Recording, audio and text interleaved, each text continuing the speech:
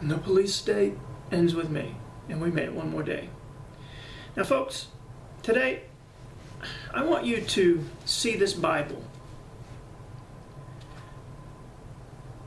Don't worry, I'm not going to preach to you. See this Bible? This is my recollection of my great-grandfather passing away. This was his Bible.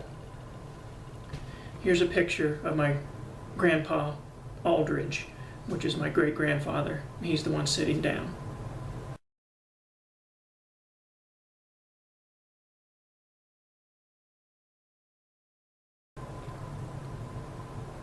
Okay. Now I've read this Bible many times. The last time I read it, it was 1 page per day until finished. To really let it sink in and reflect on it. I call it a page a day. That's what I call what I do. And I continue to read 1 page a day, even though I've done it, over 1,000 pages. It takes quite a while to get that done. But I've also read it several other times all the way through.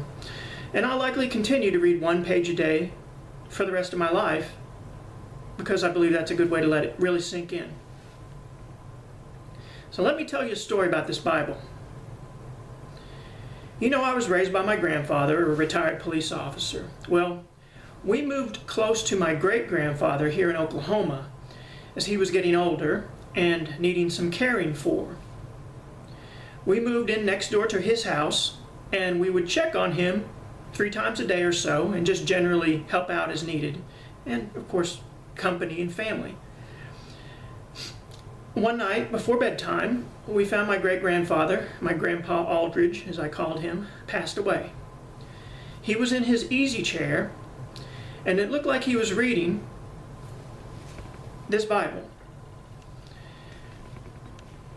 And that he just fell asleep for a second and then passed away, because the Bible was open and on the arm of the chair as if being read, and his finger was sticking out as he was laid back in the chair in the lazy boy.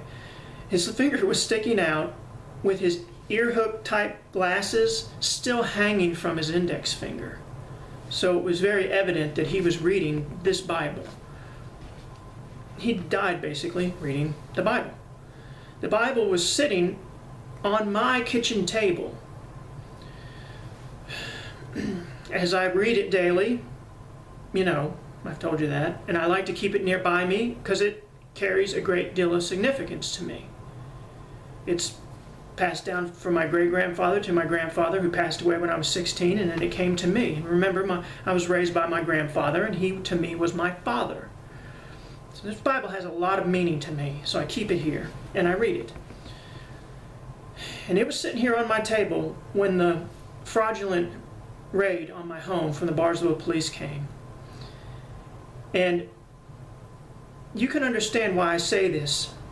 Those lying, thieving, civil and human rights breaching Bartlesville police officers rifled through this Bible. I read online on the internet that some people actually hollow out the pages in a Bible and keep drugs in the Bible. So police always go through Bibles for drugs. It's crazy, isn't it? But that's what some people do. The Bartlesville Police, with no probable cause or reason, they went through my Bible, my great-grandfather's Bible that he passed away reading, as they did the rest of my house, rifled through it. And they just tossed this Bible aside like it was a piece of trash. Just like they smeared mud on the walls, all over the house, flipped over the bed, tore up my house. They did that to my great-grandfather's Bible, rifled through it and tossed it aside.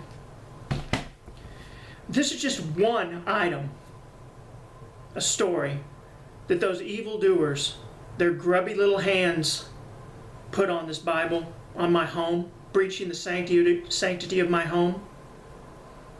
I'm not a materialistic person, so I don't actually put a lot of weight in material items. However, there's just a few things I own that carry a great deal of weight to me. This is one of them. And it couldn't escape those evildoers, those corrupt, Bartlesville Police. Now, we have a constitution, supposedly, at least it's written on paper, and civil rights and human rights that are supposed to keep evil people like that out of my home. Keep the evil people like the Bartlesville Police and a rubber-stamping judge, Russell Backlaw, and the thieving district attorney's office, and Mike Moore and James Brazel of Jane Phillips Medical Center leadership from doing these types of things to citizens of the United States of America, terrorizing the citizens. But we've lost those civil and human rights in Bartlesville, Oklahoma, and Washington County, Oklahoma, and we must get them back. And I say no more to the police state, folks, no more. And the police state ends with me. And with that said, I'll see you tomorrow.